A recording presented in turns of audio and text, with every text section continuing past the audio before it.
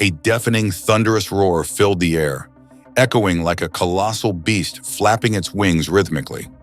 Meanwhile, the dark clouds grew ominous, and streaks of colored lightning lit up the sky as thunder rumbled. The lightning bolts then formed various serpents of different sizes, which hissed menacingly, creating a suffocating atmosphere. With a loud, booming noise, the serpents seemed to grow denser, and the pressure threatened to crush everything into the ground. A huge black bolt of lightning suddenly shot down from the clouds and struck Zane, leaving everyone around him dumbfounded.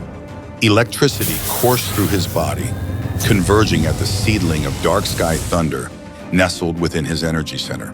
The seedling trembled slightly, and then a smooth, silver leaf sprouted from it. Moments later, a powerful force erupted from Zane's body with a loud boom, and a nebulous mass of vital energy began to swirl around him and pour into his body. To the onlookers, Zane seemed like a black hole devouring everything in his vicinity.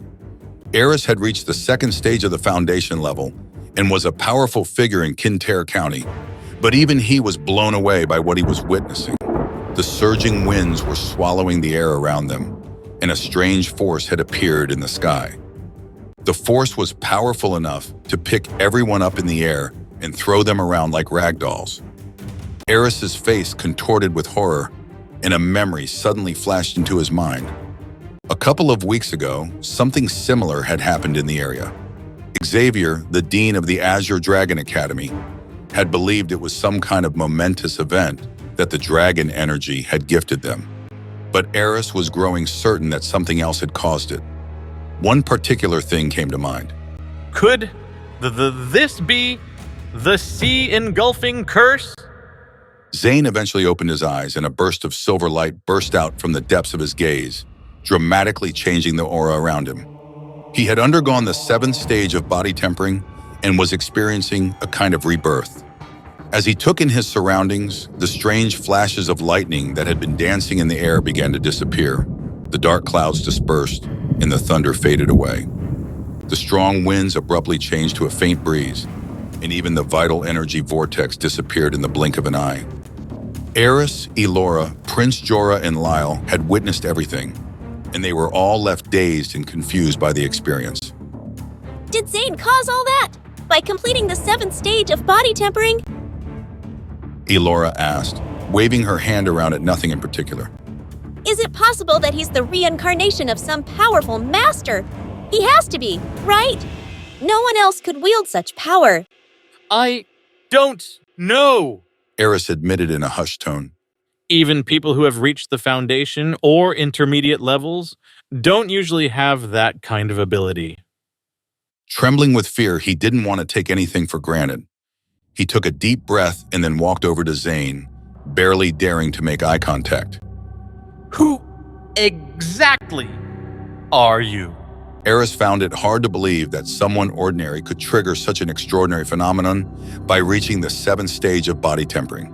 The strange events he had just seen had been caused by Zane reaching the 2nd level of the Dragon Annihilation art. By doing so, he had added a new skill called the Sea Engulfing Curse to his arsenal. Eris carefully handed the crystal ball over to Zane. Put your hand on it and try again. When Zane did as he was asked, everyone was convinced that something different would happen, but the result was identical. Once again, rolling dark clouds and heavy rain appeared inside the sphere. Zane's shoulders sagged in disappointment. He thought, haven't I done enough? Even the Dragon Annihilation art didn't seem to help. Am I really that talentless? Eris eyed him thoughtfully. Despite what the ball shows, join us anyway. Perhaps the ball isn't working properly. Besides, there's a more precise way to prove your worth to the Five Spirits sect. You'll get your chance when the time comes. Zane's face lit up and he laughed incredulously. Really?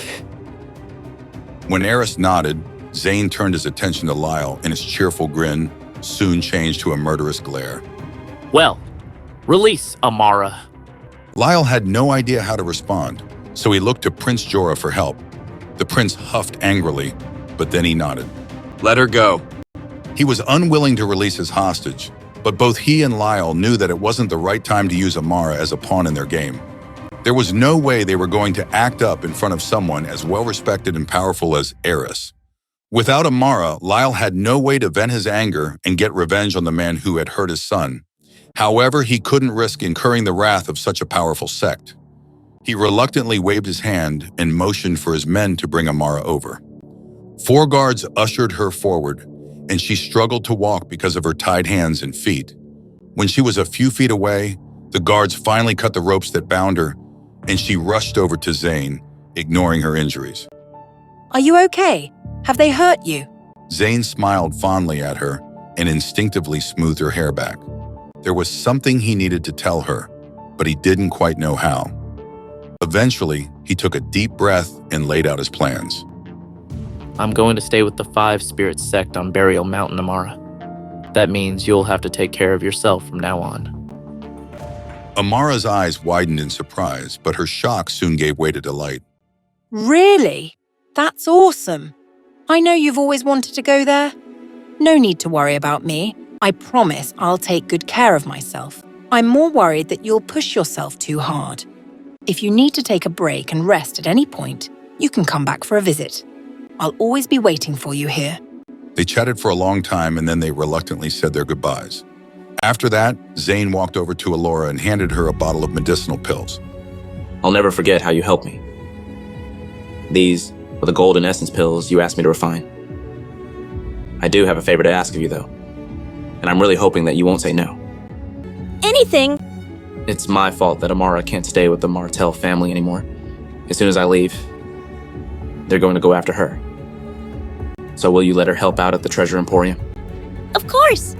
She was actually pleased that he had asked her to take Amara under her wing. Realizing that his newest potential recruit had mostly tied up his loose ends, Eris knew it was time to leave. The martial arts competition can continue now. Meanwhile, we need to set off on our journey. Zane nodded and turned to follow him. Can't wait for more? Catch the next episode tomorrow. And if you are ready to binge the whole series, download our app now. Tap the link in our bio to start your journey.